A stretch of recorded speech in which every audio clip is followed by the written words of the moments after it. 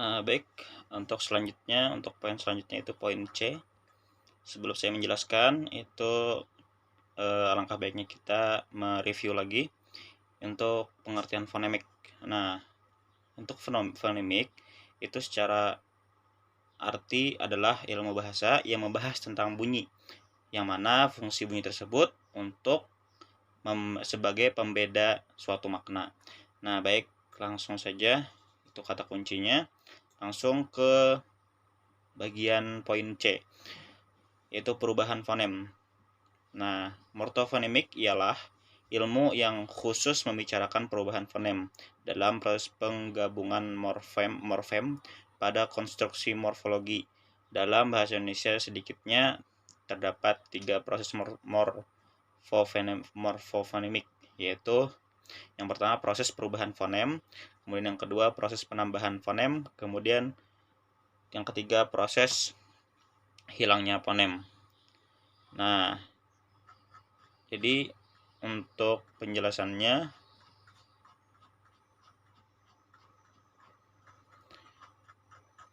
yang pertama itu proses perubahan fonem. Nah, perubahan dan penambahan fonem pada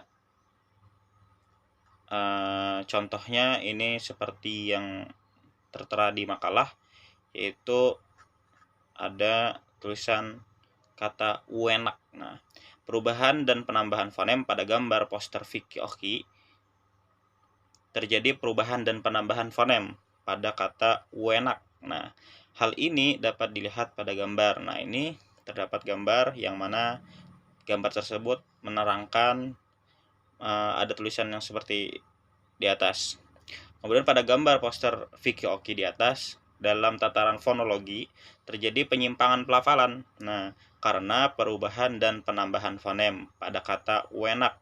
Kata wenak merupakan bentuk tidak baku dari kata enak yang mengalami perubahan dan penambahan fonem.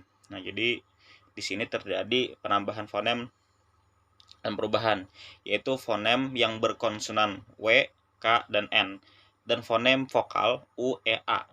Kata enak memiliki arti sedap atau lezat. Jadi kata yang tepat pada poster di atas adalah enak. Kemudian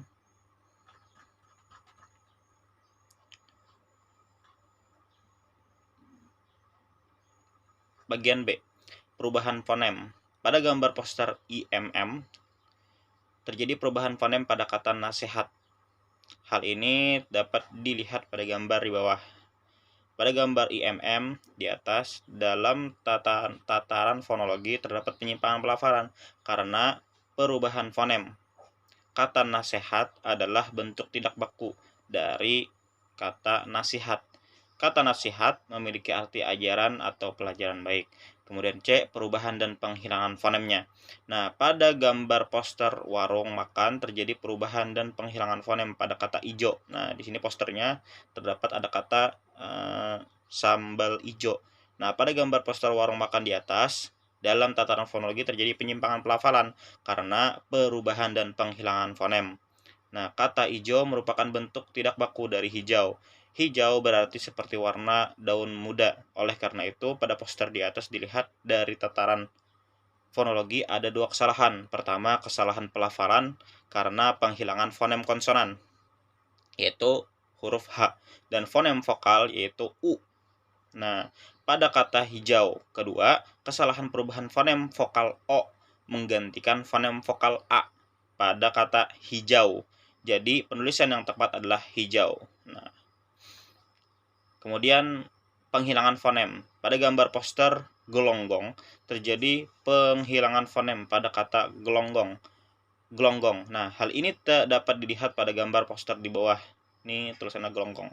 Nah, pada gambar poster di bawah, pada gambar poster di atas, dalam tataran fonologi terjadi penyimpangan pelafalan karena penghilangan fonem yang terdapat pada kata gelombang. Pada kata gelonggong. Kata gelonggong adalah bentuk tidak baku dari kata gelonggong. Gelonggong merupakan berlubang-lubang seperti nyiur yang digerak tupai. Oleh karena itu, poster di atas terjadi permasalahan karena penghilangan fonem vokal, yaitu e. Pada kata gelonggong, jadi penulisan yang tepat adalah gelonggong. Kemudian penghilangan penambahan fonem. Nah, pada gambar poster Vicky Oke lagi, terjadi penghilangan dan penambahan fonem pada kata abis. Hal ini dapat dilihat pada gambar. Nah, ini tulisannya abis. Nah, pada gambar poster Vicky Oke di atas dapat dalam tataran fonologi terjadi penyimpangan pelafalan karena penghilangan dan penambahan fonem. Kata abis merupakan bentuk tidak baku dari habis. Habis berarti tidak ada yang tinggal lagi karena sudah digunakan. Dalam poster di atas, jika dilihat dari tatanan fonologi, ada dua kesalahan. Pertama, kesalahan pelafalan karena penghilangan fonem vokal H pada kata abis yang seharusnya terdapat fonem konsonan H sebelum fonem vokal A pada kata habis. Kedua, kesalahan pelafalan karena penambahan fonem vokal E dan fonem konsonan Z. Nah, ini ada terjadi penambahan fonem vokal yang dalam bentuk bakunya adalah habis. Jadi penulisan yang tepat adalah habis. Kemudian yang terakhir, penambahan fonem. Pada gambar poster aksesoris terjadi penambahan fonem pada kata aksesoris. Nah, aksesoris di atas dalam tataran fonologi terjadi penyimpangan pelafalan karena penambahan fonem. Kesalahan terjadi pada kata aksesoris karena penambahan fonem vokal E dan fonem konsonan S yang seharusnya aksesori menjadi aksesoris. Kata aksesoris adalah bentuk tidak baku dari kata aksesori. Aksesori berarti barang tambahan atau barang yang berfungsi sebagai pelengkap dan pemanis busana. Jadi penulisan yang tepat pada poster di atas adalah aksesori. Baik, terima kasih, mungkin itu saja dari saya.